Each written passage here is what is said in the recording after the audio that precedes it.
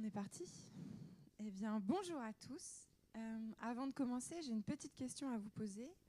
Qui a utilisé cette semaine dans son quotidien pro un outil d'intelligence artificielle ? Ils sont tous là. Et maintenant, qui peut affirmer que son entreprise a défini des règles claires quant à son utilisation ?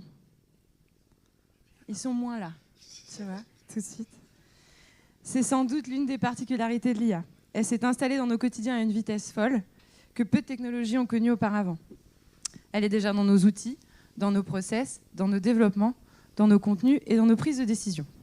Pourtant, nous sommes donc encore nombreux à nous poser des questions. Comment l'utiliser efficacement ? Comment garder la maîtrise ? Quels impacts sur les équipes, les compétences et les métiers ? Et surtout, où placer le curseur entre gain de productivité et prise de risque ? Pendant les 40 prochaines minutes, nous allons essayer d'aller au-delà des fantasmes et des effets d'annonce pour parler d'usages concrets, de retours d'expérience et de questions que se posent aujourd'hui les entreprises technologiques. Pour cela, nous avons la chance d'être accompagnés de professionnels qui vivent ces transformations au quotidien avec des regards très complémentaires. Merci à vous d'être présents aujourd'hui. Pour commencer simplement, je vais vous poser une question. Qui êtes-vous ? Et dans votre quotidien, l'IA est-elle un accélérateur ou un problème à régler ? Alors bonjour tout le monde, je suis Baptiste Manson, CTO de Zygon, une boîte fondée à Caen et depuis qui s'est fait racheter par une boîte à Paris, Memority. Et donc en tant que CTO, je travaille avec une équipe de 60 ingénieurs, développeurs en cybersécurité. Donc c'est pour ça que je suis ici pour parler un peu de cybersécurité. Et pour répondre à ta question, oui, moi c'est un accélérateur business incroyable parce que ça crée plein de problèmes dans les organisations. Ça nous permet de construire plein de choses beaucoup plus vite. Et globalement, c'est l'événement majeur de la cybersécurité depuis 3 ans, quoi. Bonjour à tous, moi c'est Pierre Le Petit, je suis CTO et cofondateur de Quanta, une start-up née à Caen, pareil. Et en fait, nous on a pour but, on propose un outil pour les cabinets d'expertise comptable pour gérer leur conformité, notamment vis-à-vis de la lutte anti-blanchiment. Et plus globalement, on va les aider à gérer toute la partie conformité et les aider dans leur business, parce qu'en fait, la partie conformité pour les experts comptables, ça rime aussi avec le business. Voilà, et du coup, l'IA, est-ce un accélérateur ou un problème ? Les deux, parce que je pense que en effet, c'est une révolution. Ça implique des tas de choses, on en découvre tous les jours. Ça crée aussi des tas de problèmes. Liés au métier qui évolue, l'acceptation aussi d'un métier qui change, et à tous les niveaux, hein. Il n'y a pas seulement le métier de développeur, je pense que ça va toucher toute la société. Donc c'est des problèmes, mais qui vont apporter aussi plein de bienfaits dans la société. Voilà. Bonjour, Ambroise. Du coup, moi, je suis consultant IA. Ça fait 2 ans qu'on met en place des laboratoires d'expérimentation et d'exploration de l'intelligence artificielle au sein des entreprises, au sein de chez nos clients. Il y a une 30aine d'entreprises sur ces 2 dernières années sur lesquelles on a pu travailler. Et du coup, on travaille principalement sur la posture face à ces outils, plus que la technique vraiment en elle-même, même si ça en fait partie. L'IA, pour moi, est un formidable accélérateur. Je vis dans un fantasme là depuis quelques mois, quelques années. J'ai 15 ans d'expérience dans les métiers créatifs, donc forcément sur tout cet aspect de création, de contenu, d'exploration aussi sur des concepts créatifs. Voilà, je suis beaucoup moins dépendant de personnes autour de moi pour créer, et ça c'est assez incroyable. À mon tour du coup, bonjour à tous. Donc moi c'est Quentin, je suis ingénieur chez Meta depuis 5 ans maintenant et je travaille dans l'open source. Et donc pour le coup, dans mon travail de tous les jours, l'IA c'est d'un point de vue productivité, ça peut accélérer les choses, mais ça peut aussi beaucoup me ralentir parce que tout le monde y a accès. Et dans ce cas-là, tout le monde peut contribuer sur des projets open source, tout le monde peut donner son avis et tout le monde n'a pas forcément un avis éclairé ou qui vaut le coup d'être partagé, on va dire. Merci. Donc concrètement, qu'est-ce que l'IA a changé dans votre travail ou dans celui de vos équipes depuis que son utilisation a été déployée en interne ? Tu veux répondre, Pierre? Ouais. Nous, qu'est-ce que ça a changé? Ça a changé. Je pense que ça a commencé un peu comme beaucoup par les assistants dans le code. Donc l'époque où, en tout cas pour Quentin, on écrivait encore à la main nos programmes. C'était déjà quelque chose qui nous aidait beaucoup. Et aujourd'hui, là, ça fait plusieurs... J'avoue que j'ai du mal à me repérer dans le temps parce que les choses vont tellement vite. Mais ça fait plusieurs mois, années qu'on progresse beaucoup sur ces sujets. Et là, maintenant, en fait, on va plutôt discuter avec des agents, avec de l'IA pour écrire notre code. On va plus le faire directement. Donc, nous, ça a complètement changé notre flux de production. On l'applique aussi dans les autres fonctions de l'entreprise. Donc, ça dépasse ça aussi. On automatise pas mal de tâches. Le but n'étant pas forcément de remplacer les salariés, mais plutôt de les augmenter, de les faire monter un peu d'un échelon. En fait, chaque développeur va pouvoir avoir plusieurs flux de travail et va devoir les orchestrer. En gros, c'est ça aujourd'hui le changement qui est le plus fort chez nous. Ambroise, dans les entreprises que tu accompagnes, comment ce changement est vécu? C'est un grand changement. Au final, le changement, il est... En fait, l'IA, c'est surtout de l'amplification. Et on le voit du coup que ce qui fonctionne bien devient des choses qui fonctionnent extrêmement bien. Et ce qui ne va pas, c'est l'hécatombe, quoi. Donc à la fois, on s'est rendu compte de cela. Et à la fois, on le voit aussi en termes de posture. Ça veut dire vraiment comment j'accueille l'IA dans mon quotidien, dans mon travail. Et cette posture, il y a une sorte de plafond de verre qui arrive très rapidement. Et c'est un peu navrant en quelque sorte, et quand je dis navrant, on est même déçu d'arriver dans cette situation où on se rend compte qu'il n'y a que 15 ou 20% des collaborateurs qui vont être en capacité d'avoir le déclic, de s'augmenter, d'arriver à des résultats bluffants et qui vont avoir soif de connaissances, soif de curiosité, qui vont savoir exprimer leur intention clairement. Et pour le reste, en fait, c'est vraiment pas un problème de comment je rédige mon prompt, c'est pas un problème de savoir comment je crée un compte sur Claude, c'est est-ce que vraiment j'ai envie de remettre en considération, en compte ma manière de travailler, ma zone de confort, et donc du coup ça va pas beaucoup plus bouger, et là d'ailleurs ça pose même des questions de retour sur investissement, parce que leur donner des licences, en fait ça va pas amener à grand chose. Est-ce que vous voulez compléter? Ouais, au niveau organisation, chez un éditeur de 60 personnes, donc je pense que tu auras un avis relativement différent, Meta, parce que vous fonctionnez d'une autre manière. Ça a complètement changé l'organisation. Avant, on organisait vraiment dans des silos fonctionnels où on essayait de contenir... un métier, c'est compliqué. Une plateforme, ça peut être compliqué. Entre le code, les problèmes qu'on essayait de résoudre, on se limitait un petit peu à ce que les gens pouvaient garder en tête. Et dès que le problème devenait plus compliqué, on recréait une nouvelle équipe. Bon, ce type de problème, on les a plus. On les a plus parce que Léa arrive à comprendre très vite le code, à nous faire des résumés, à répondre à nos questions sans avoir besoin d'un expert sur nos propres problèmes, si vous voulez. Donc du coup, je pense que les organisations en feature team, elles n'ont plus de sens. Donc il vaut mieux avoir des gens, et nous on fait comme ça, avec beaucoup plus de task force, des gens qui travaillent verticalement sur une feature, ils ont une idée, ils la portent jusqu'au bout, à 1 ou 2. Voilà, plutôt que de devoir un PI planning à 60 personnes, on décide d'aligner sur un planning les différentes dépendances qui doivent être livrées sur des gens qui ont des responsabilités sur des bouts de code, sur des bouts de fonctionnalités ou sur des sujets. Donc chez les éditeurs, en tout cas, c'est un gros big bang, parce qu'on est en train de revoir l'organisation des équipes.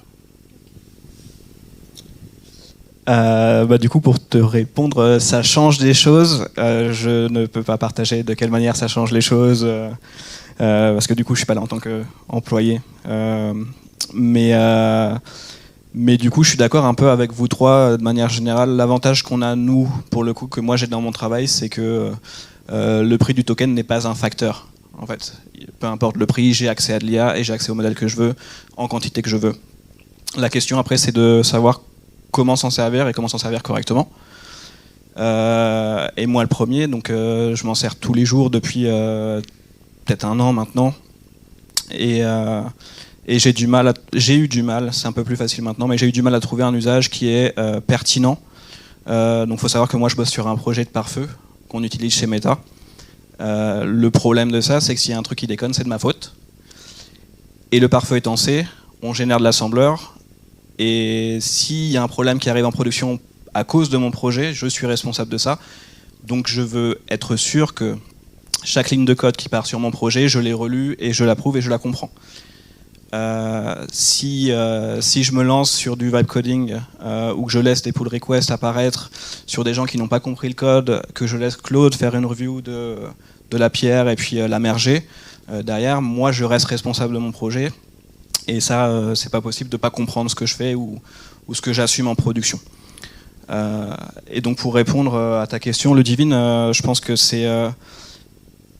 ça dépend de l'usage qu'on en fait. L'usage pertinent que j'en ai trouvé dernièrement, c'est d'augmenter la qualité de mon travail plutôt que la quantité.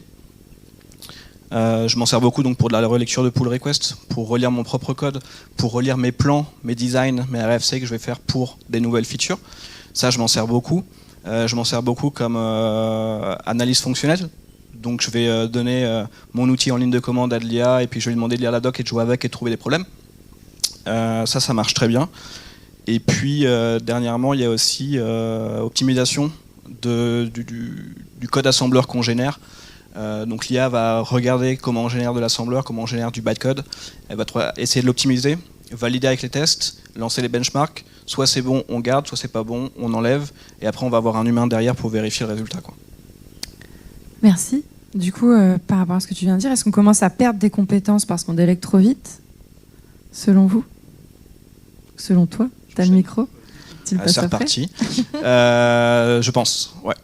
Je pense parce que l'IA, que ce que l'IA produit soit bon ou pas bon, c'est très, l'IA est très sûre d'elle. La réponse est très bien définie, très claire. Il n'y a aucune ombre d'un doute ou quoi que ce soit. Et en fait, on a tendance à plus faire confiance. Et au fur et à mesure, en fait, on commence à peut-être plus trop faire attention ou moins faire attention à ce qu'on va faire et moins réfléchir aussi. Donc c'est quelque chose à surveiller selon moi. Vous voulez compléter? Est-ce qu'il y a des choses qu'on devrait continuer à faire soi-même? Oui. Bah oui, de toute façon, on ne peut pas non plus donner les clés du camion à l'IA et puis partir en vacances. Il y a encore besoin de surveiller un petit peu. Et il y aura toujours besoin, en fait. C'est un peu comme un conducteur d'une usine, en fait. Avant, on était en mode artisanal. Maintenant, on gère un flux qui est plus industriel. Mais oui, je pense qu'on perd en effet des compétences parce que c'est tellement tentant, en fait, de donner les clés. Et c'est encore, je pense, plus tentant pour un profil comme moi. Parce que moi, en tant que CTO, j'ai fait monter en compétence mon équipe sur des techs. Des fois, moi, je ne pouvais moi-même pas le faire. Et avec l'IA, j'ai pu me mettre à niveau plus facilement.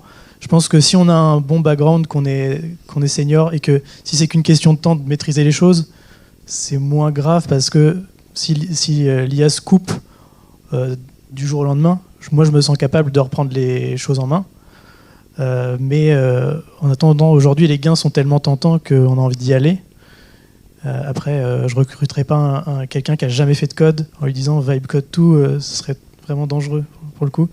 Ça, c'est vraiment peut-être la chose qu'il ne faut pas faire à la limite. Mais oui, du coup, on perd forcément des compétences. C'est un problème à adresser parmi d'autres, en tout cas, je pense. Tu veux compléter, Baptiste ou Ambroise? Non, je suis en phase. Globalement, moi je vois ça comme l'évolution d'une calculatrice, quoi, ou un nouveau niveau d'abstraction sur la manière de faire les choses. Je suis complètement incapable de calculer un logarithme à la main. Complètement incapable. Donc pendant la transition, pendant un certain temps, quand les calculateurs sont arrivés, etc., on devait garder des gens qui devaient pouvoir faire des calculs. Là, on a une génération de futurs dinosaures devant toi aujourd'hui pour expliquer la révolution qui se passe, et qu'un certain nombre d'entre vous dans le public est un peu plus jeune et va complètement vivre à 100%. Mais je pense que la transition sera progressive. Et il y aura toujours des gens, regarde, tu es relativement jeune et tu fais encore de l'assembleur, mais vous êtes beaucoup moins nombreux qu'il y a 10 ans. Donc je pense que malheureusement ou heureusement, oui, ça va devenir un hobby de coder. c'est une forme de gymnastique, quoi. Donc, quand on l'a pas fait depuis longtemps, une gymnastique, ouais, ça donne des courbatures. Et donc, si on arrête de faire la gymnastique, on repère aussi vite. Et je pense que c'est ce qui se produit. Après, la question, c'est est-ce que c'est des compétences, est-ce que c'est grave de perdre ces compétences-là qu'on est en train de perdre? Et sur la plupart de ceux que j'accompagne, c'est quand même un soulagement. Et c'est quand même des choses qu'on ne regrette pas de perdre, parce que ce sont des choses mécaniques, prévisibles, répétitives, bref, des choses de robots, quoi. Et c'est peut-être ça aussi le souci, c'est que dans les structures, on voit beaucoup de personnes qui ont pris des missions, qui ont pris des fiches de poste qui en fait ne devraient pas exister parce que c'est de remplir de manière très mécanique des tableurs, des choses qui en fait n'ont pas de sens et donc évidemment ça se soulage très vite et la question après c'est plus la trajectoire RH et ces compétences là en fait si on n'a plus besoin c'est pas grave, la question c'est plutôt cette personne qui est là et comment elle peut investir son énergie, sa force autrement mais là faut que l'entité, l'entreprise ou quelqu'un soit en capacité de donner une réponse et ça c'est pas toujours évident. On entend que l'IA va remplacer les profils juniors. Est-ce que vous observez ça dans vos équipes ou est-ce que c'est un fantasme? Je vais répondre en 2 temps si ça te va. Pas de souci. Est-ce qu'il y a des changements HR? Alors dans le domaine de la cybersécurité, non, parce qu'on dépense déjà pas assez en cybersécurité, donc on dépensait autant qu'on pouvait. Les besoins augmentent vraiment beaucoup, parce qu'avant être un hacker ça prenait à peu près 6 mois. Maintenant, ça prend 2 jours de devenir hacker. Donc, on a des nouveaux profils de hackers, des gens qui ont appris ça sur un week-end et qui viennent péter un site de la sécurité sociale. Voilà, ça arrive de plus en plus fréquemment. On n'avait pas trop ces profils de hackers pour le fun. Avant, c'était toujours un peu des moyens assez importants à développer. Donc, le nombre d'attaques, c'est x10 sur les 2 dernières années, grosso modo. En face de ça, on a des outils pour analyser plus vite. Donc, le risque augmente. Et puis on a des outils pour être un peu plus fort, mais on n'était déjà pas assez fort pour ce qu'on avait en face. Donc globalement, ça ne change rien, on ne dépense pas beaucoup plus qu'avant, et les profils restent. En revanche, pour les profils juniors, oui, je rejoins malheureusement l'écho global. Disons que nous, on continue dans notre structure à prendre des jeunes en alternance, en stage, et ensuite, mais c'est de plus en plus difficile de les garder dans les équipes parce que, un peu comme le présentait Pierre, on ne peut pas laisser les clés du camion. Et les problèmes qui restent à gérer par les humains à l'heure actuelle sont les problèmes compliqués. Donc l'insertion des jeunes dans le métier qui est fondamentale devient de plus en plus compliquée et on trouve de plus en plus de tâches annexes, de la quincaillerie autour du cœur de métier, quoi. Pour les insérer progressivement dans le cursus. Mais en cybersécurité, c'est de plus en plus dur. Donc c'est un peu paradoxal parce que les formations des écoles disent, voilà, aux États-Unis, je crois, il y a 1 million de postes ouverts en cybersécurité.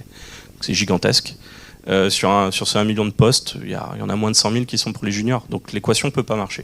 Donc il faudra à un moment réfléchir plus globalement. J'ai pas les solutions, mais il y a un vrai problème d'insertion des juniors, en tout cas dans la cyber.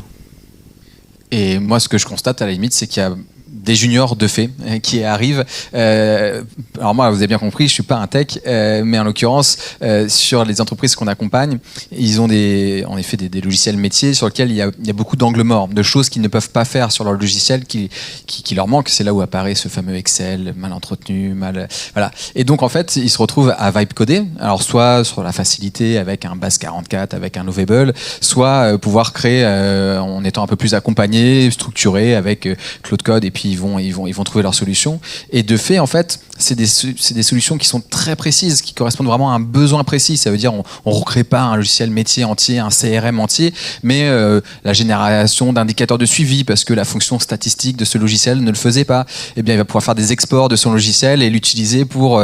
et en fait, ça lui enlève 5 jours sur son mois. C'est un quart de son poste, sur lequel cette personne auquel je pense qui fait de l'audit interne, va pouvoir faire son vrai métier, de l'analyse. Et donc, en fait, il s'est retrouvé même auprès de ses collègues à être le junior du dev, ça veut dire le référent, pour leur permettre d'avoir de nouvelles briques comme ça, de nouveaux usages, de tout petits logiciels qui sont faits, fabriqués.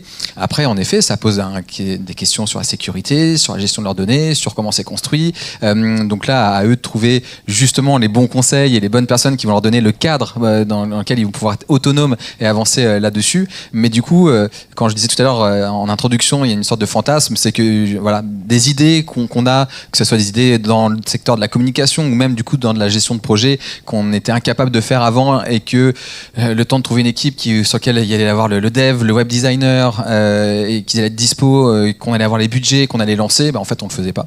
Et donc là tout d'un coup c'est des choses qui peuvent être faites et qui sont quasiment dans une logique du consommable, quoi. Ça veut dire si dans un an, mais même pas, si dans quelques mois on n'en a plus besoin parce que ça y est, le logiciel le propose maintenant, on le mettra à la poubelle parce qu'en fait ça aura pris 2-3 jours à être mis sur pied, donc c'est pas très grave, quoi. Ouais, sur les profils juniors, alors nous chez Quanta on n'en a pas, donc je peux pas dire que je perds de profils juniors. Ou les juniors tout début de Est-ce qu'il y en avait Quanta, avant en tout début de Quanta, mais en fait il n'y avait pas vraiment encore, c'était en 2020, donc on n'était pas encore là. Pas là. Ouais. Oui, on a commencé avec des juniors, et puis, mais là actuellement c'est plus du tout l'équipe n'en possède pas. Je pense que aujourd'hui je suis peut-être un peu dans ma sphère, donc mon avis sera peut-être pas pertinent. J'ai pas l'impression que les formations se sont encore mis à jour de ce qui se passe dans le monde professionnel sur l'IA. Et comme beaucoup de gens en fait dans la société n'entendent pas encore, ne se rendent pas compte de toutes les modifs qui vont arriver dans la société en fait, tout simplement. Donc ça peut pas en fait. Moi, en tout cas, quand j'étais junior ou quand j'étais étudiant, on était très coupé du monde du travail. Je pense que c'est toujours le cas. Et donc, de fait, ils sont coupés de ça, l'IA. Je pense pas que les power users de l'IA aujourd'hui ne sont pas les juniors, c'est plutôt les seniors qui sont en poste. En tout cas, c'est ce que je constate. Mais après, j'ai pas la vision totale. Mais j'ai l'impression que c'est comme ça. Donc, et je reçois pas de CV de juniors qui me disent je suis extrêmement chaud sur l'IA, je voudrais rejoindre Quanta pour en faire. Ça, j'en ai zéro, quoi. Donc, en tout cas, c'est mon vécu actuel. Voilà. Merci. Du code et du contenu généré par IA, est-ce qu'on le maîtrise vraiment? Est-ce qu'on est en train de créer de la dette technique qu'on ne maîtrise pas encore, qu'on ne voit pas encore? Baptiste, ouais. Alors, par dette technique, peut-être tout le monde n'est pas codeur en détail sur ce type de sujet, mais dette technique, c'est on fait du code, mais on sait qu'on devra ensuite aller le changer, ce qui ne pourra pas évoluer avec l'entreprise. Mais finalement, tu présentes qu'on accumule de la dette technique, mais j'enlève la question. Nous, on a corrigé un nombre de bugs incroyables qu'on ne prenait jamais le temps de corriger. Donc la dette technique, le coût à fixer les bugs diminue avec les AI, parce qu'on va plus vite. Donc intellectuellement, je ne pense pas qu'on en accumule plus en termes de jours hommes à y passer. Par contre, on en accumule un volume qui n'est plus gérable à la main. Ouais. Ça, c'est le cas. Donc, une fois que l'AI est en place, il est difficile de l'enlever. Voilà. C'était ça mon point de vue. Ensuite, est-ce qu'on code beaucoup plus de bugs? Oui. Massivement. Les code reviews sont là pour le prouver. Ensuite, je me sers de l'AI et nous servons de l'AI pour de la code review aussi. Donc ça aide énormément. Mais à l'heure actuelle, on est quand même face à une AI qui n'est pas complètement experte et qui ne remplace pas les fonctions dans l'entreprise qui sont là pour réduire la dette technique. C'est un peu compliqué, mais le poste de CTO, de tech lead, c'est les positions qu'elle a du mal à remplir maintenant d'architecte. Donc du coup, les garants et les garde-fous de la dette technique, elle ne le fait absolument pas, et donc on augmente le volume de code. Si on n'augmente pas le nombre de tech leads dans la boîte, ça va prendre feu, ça c'est certain. En fait, je suis assez d'accord avec ce que tu as dit. J'ai pas forcément grand-chose à rajouter. En effet, c'est des gros défis parce que quand on utilise, on se dit je vais mettre en place Claude Code, je vais le filer à mes développeurs, ça va aller plus vite. C'est très loin d'être suffisant. Nous, on l'a vécu. Il faut réfléchir, il faut utiliser toutes les features que proposent ces providers d'IA. Nous, on a mis en place tout un framework avec des skills qui se nourrissent aussi de notre propre code, de nos habitudes. Et on doit aussi lui indiquer là où il ne faut pas aller se nourrir du code moins bon qu'on a fait. Parce qu'on sait aussi que les code-based legacy, elles pourrissent un peu les performances de l'IA. Donc il y a tout ça à prendre en compte. On a fait un gros travail et on fait moins de bugs, on fait de moins en moins de bugs au fil du temps parce qu'on travaille sur ça. Et en fait, on voit aussi que tous les jours, ces providers d'IA nous fournissent des nouveaux outils pour améliorer la qualité. En fait, revenez dans 3 mois, il y aura des nouvelles versions qui vont sûrement faire encore moins de non-qualité. Je pense qu'il faut aussi ouvrir l'IA à d'autres choses que la production de code, le testing, la qualité, tout ça, en fait, ça doit suivre. Et on l'oublie un peu trop facilement, je pense. Il faut mettre de l'énergie aussi là-dessus.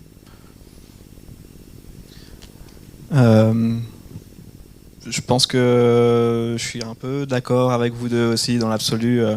En fait, ce que je vois, c'est que le goulot d'étranglement qu'on avait dans le fait de créer une nouvelle feature, il est passé d'écrire le code à relire le code.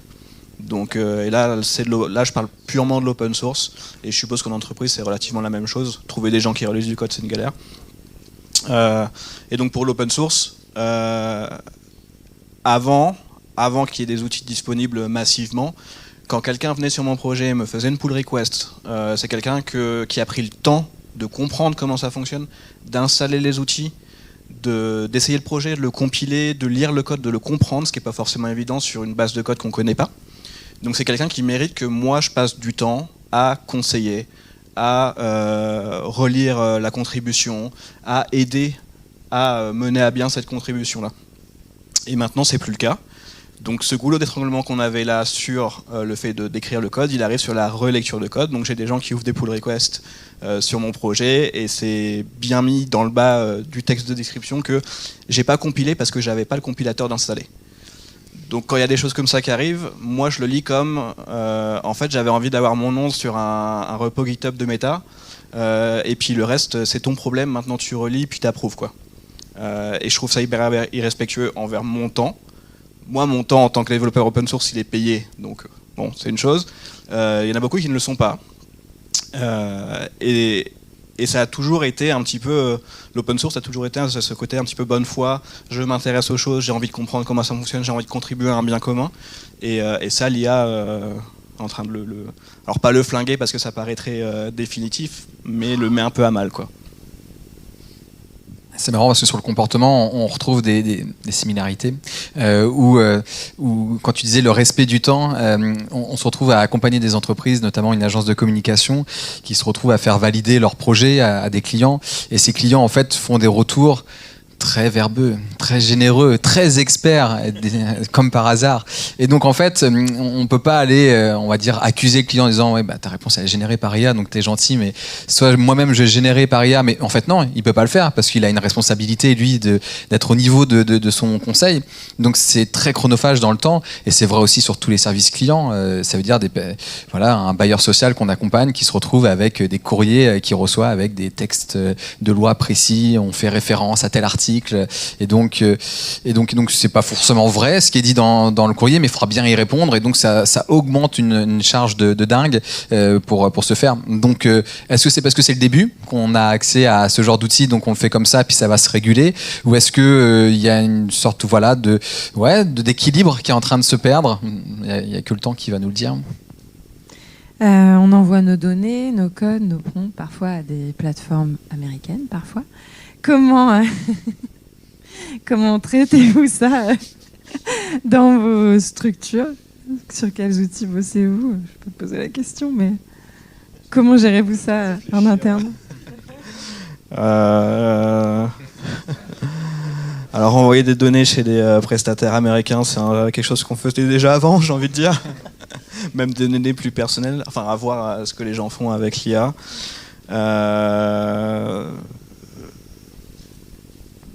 Je sais que quand j'utilise un modèle sur mon environnement de travail, c'est des modèles qui sont modifiés pour travailler dans cet environnement-là. Après, tout le monde n'a pas l'opportunité d'aller voir Anthropic et puis de leur demander certaines conditions. Et donc je pense que ça c'est un vrai problème et que les gens s'en rendent pas forcément compte. Là, on vient de finir la session des impôts. Combien de personnes ont rempli leurs impôts avec Claude ou ChatGPT ou je ne sais quoi? C'est des données qui sont particulièrement personnelles. Et mon espoir, parce que je suis pas devin et je peux pas dire ce qui va se passer, mais mon espoir c'est que on a des modèles open source de petite taille qui fonctionnent pas trop mal.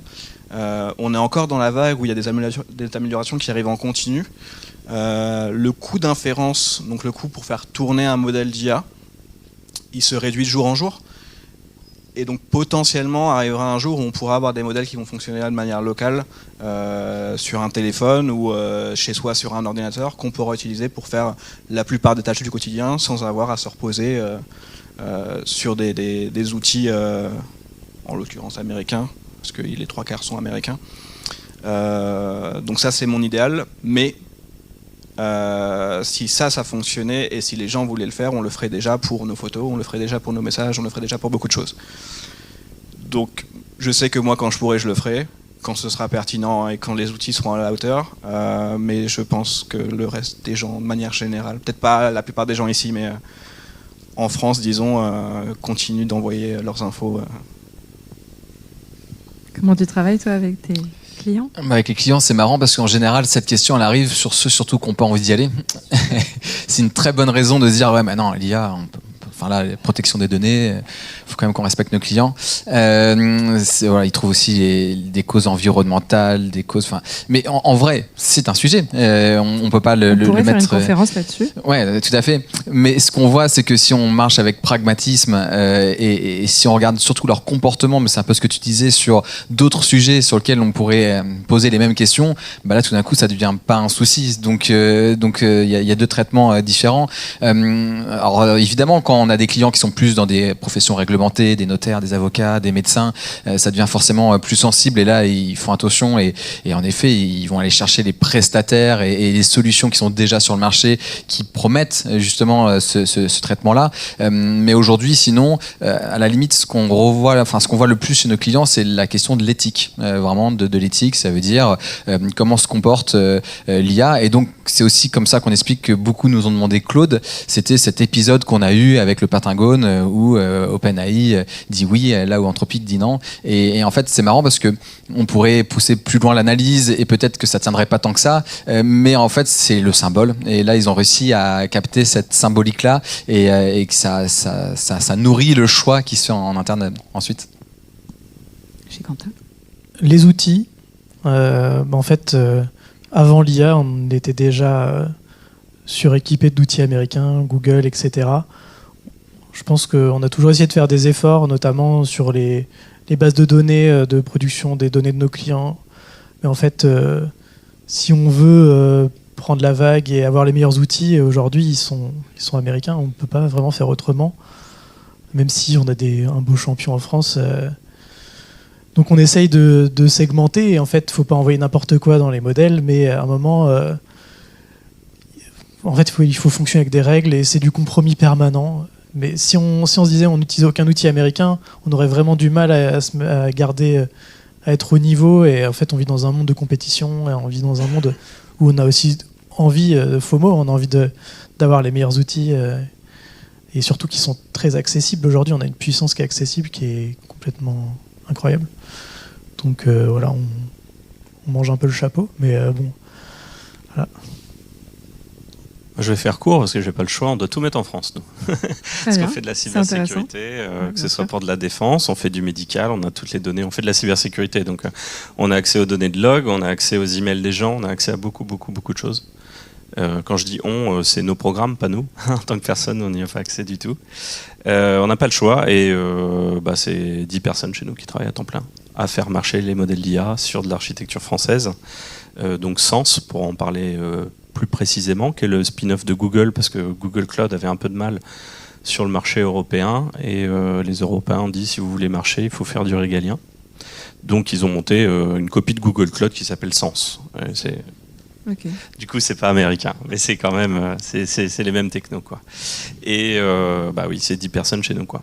Voilà. Donc c'est pas simple du tout, mais je suis un peu dans l'idée de Quentin, je dois être idéaliste aussi, c'est qu'une question de temps. Parce qu'au bout d'un moment, la courbe d'innovation va un peu descendre et donc du coup, ceux qui ont 1 an de retard ou 2 ans de retard, on rattrapera.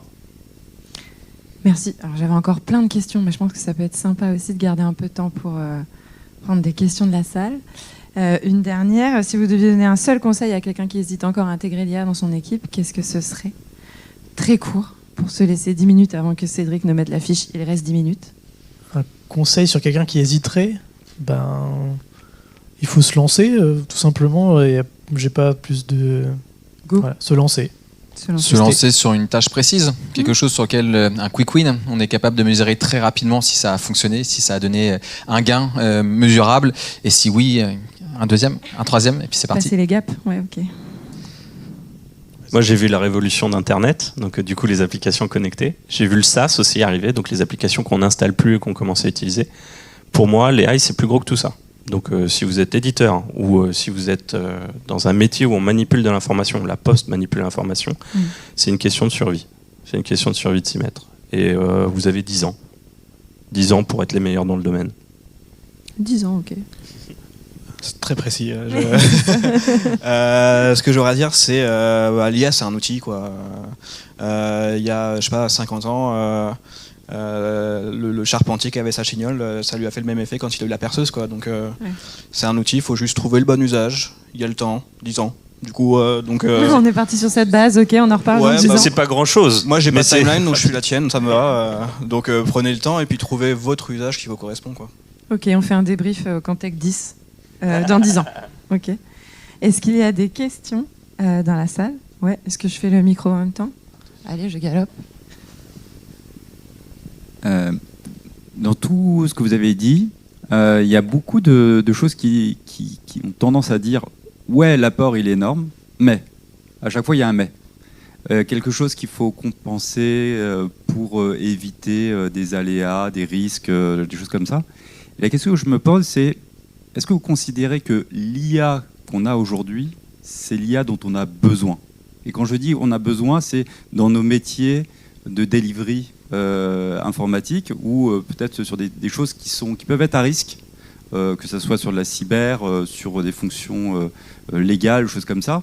On sait qu'il y a un risque, on sait qu'on doit être vigilant. Est-ce que l'IA qu'on nous donne aujourd'hui, les LLM, la manière dont ils étaient conçus et la manière dont ils ont, entre guillemets, appris, est-ce que c'est pas là où est le problème, en fait? Est-ce qu'on n'est pas en train d'utiliser quelque chose qu'on va devoir sans cesse compenser pour rester dans les rails? Alors sur la techno elle-même, je suis d'accord avec toi, c'est pas les bons modèles encore. Alors par modèle architecture, disons technique, ça a plein de qualités. Si on voit les problèmes d'Erdos, qui sont des problèmes mathématiques à l'heure actuelle, l'AI a été capable d'en résoudre un certain nombre en faisant des bijections entre des différents domaines mathématiques, chose qui est très compliquée pour un être humain parce qu'on n'a pas tout en tête. Mais là, cette AI, elle a tout en tête, c'est pas ségrégué. Mais ça cause des problèmes. Par exemple, je pense à Insta. Mardi s'est fait hacker parce que quelqu'un a demandé au chatbot de support en lui disant je me suis fait hacker mon adresse mail, ma nouvelle adresse mail c'est ça, et j'aimerais bien recevoir un lien de renouvellement de password à cette nouvelle adresse email. Et le compte a été hacké direct de cette manière-là, parce qu'elle a accès à tout et elle ne sait pas ségréguer. C'est un peu la même chose, les segregation of duties, des données, ça leak de partout, les données sortent. Donc effectivement, pour réaliser tout un tas de tâches avec certaines typologies de données, c'est clairement pas le bon outil. Et c'est pour ça, je pense qu'on les a surtout en développement à l'heure actuelle et qu'on parle beaucoup de nos expériences en développement, parce que il y a une étape de validation avant d'être exposé au client. Mais là, si je travaillais en consultant pour la SNCF, par exemple, et qui me demandait, j'aimerais bien mettre un grand chatbot avec LLM en support pour tous mes utilisateurs, je leur dirais de faire vachement gaffe à ce qu'ils font. Parce que là, les expériences vont être très dégradées. En tout cas, c'est le retour que j'ai de Boursorama qui déploie son LLM. Donc non, c'est pas bien pour toutes les données qu'on a. Non. Et juste un tout petit mot sur la question du besoin. En fait, c'est clair que à chaque fin de prompt, on a cette fameuse question de « et si tu veux, je peux faire ça maintenant ?» Et j'ai l'impression aussi que ce sont des modèles qui créent le besoin, et de savoir aujourd'hui son intention, ce que l'on veut faire, et là où on s'arrête, et là où ça devient futile, c'est une qualité que peu ont, et très vite on laisse l'IA piloter pour nous emmener, en fait on ne sait pas trop où, mais elle nous emmène, c'est bien. Bonjour, merci pour les différents partages de vos expériences. J'ai entendu beaucoup de bonnes choses par rapport à ce que vous disiez concernant l'IA, et j'aimerais avoir quelques éléments en ce qui concerne les coûts. J'ai pas trop entendu parler de cet aspect-là. Donc est-ce que vous pouvez partager vos différentes expériences en termes de coûts? Je laisse ma question ouverte en termes de coûts financiers.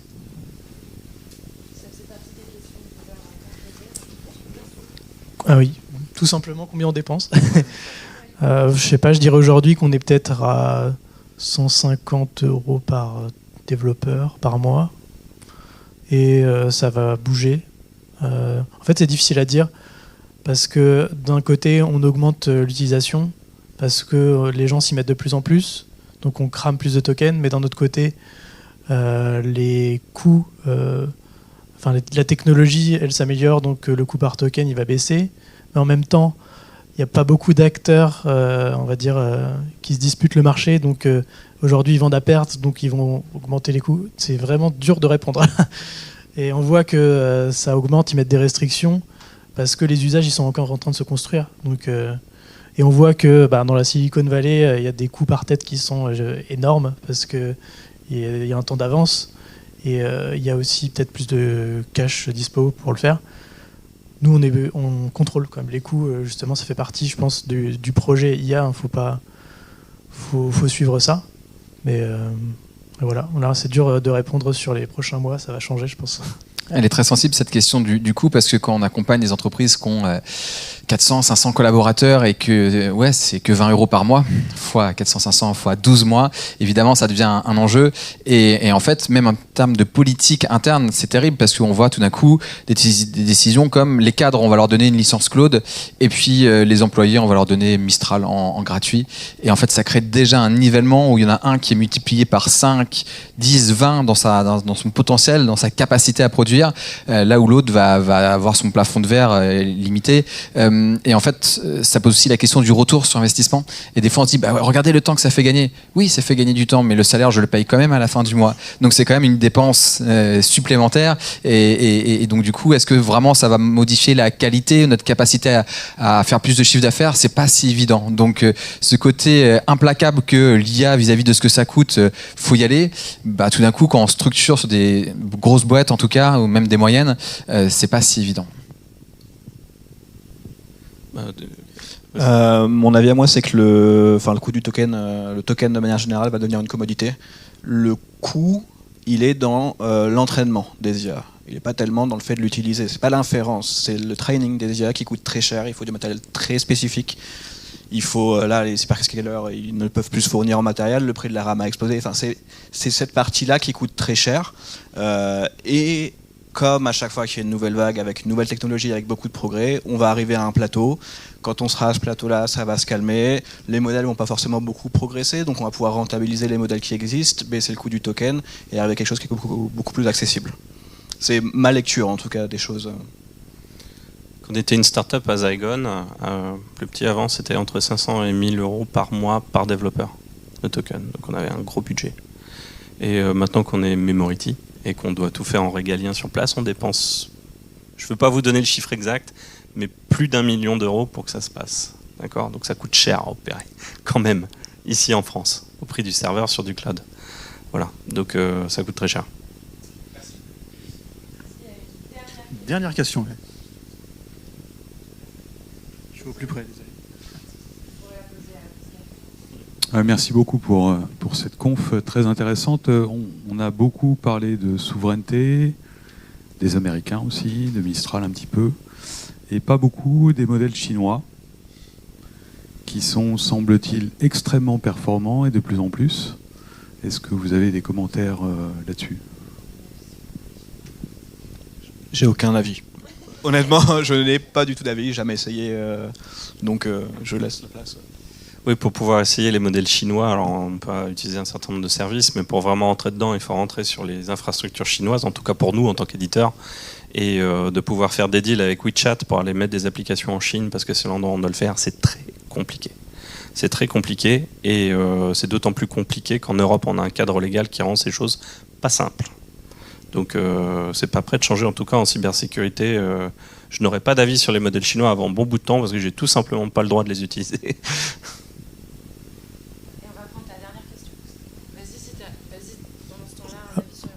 Oui, on n'en utilise pas chez Quanta, mais moi, d'un point de vue personnel, pour les petits tests du type OpenClaw à la maison, OpenClaw, Hermès Agent, pour ceux qui connaissent, c'est en gros on installe un agent IA sur un PC dédié. Et ben là, pour le coup, quand c'est en usage et qu'on paye Anthropic, quand il n'y a pas l'entreprise pour backer derrière, c'est pas possible.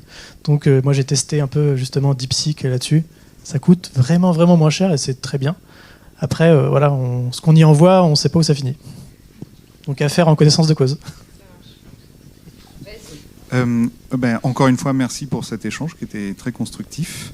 Ma question, c'est pour revenir sur 2-3 choses dont vous avez parlé.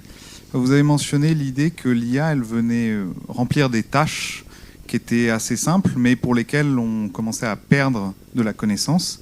Et donc, une fois que l'IA était installée, elle était là pour rester. La question, c'est avec potentiellement, alors ça dépend de vos points de vue, mais potentiellement le prix du token qui va augmenter, est-ce que vous n'avez pas peur de vous enfermer dans un étau où vous n'aurez pas le contrôle sur l'avenir de l'IA et le besoin qui va se créer, là où vous n'aurez pas forcément de moyens de combler cette connaissance perdue? Merci. Une personne pour répondre à ça.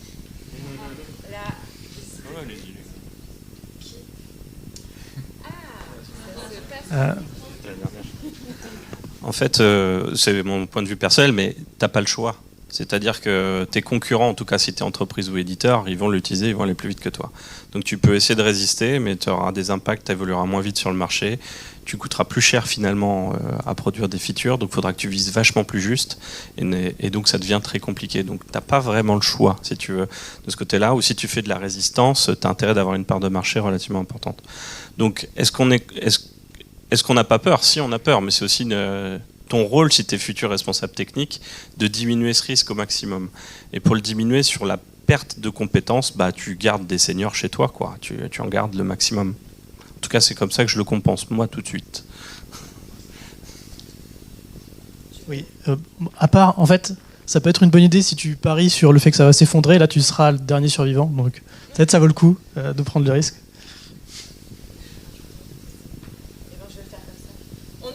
Arrêter, parce que sinon je vais me faire les oreilles par monsieur Merci beaucoup à tous d'avoir participé à cette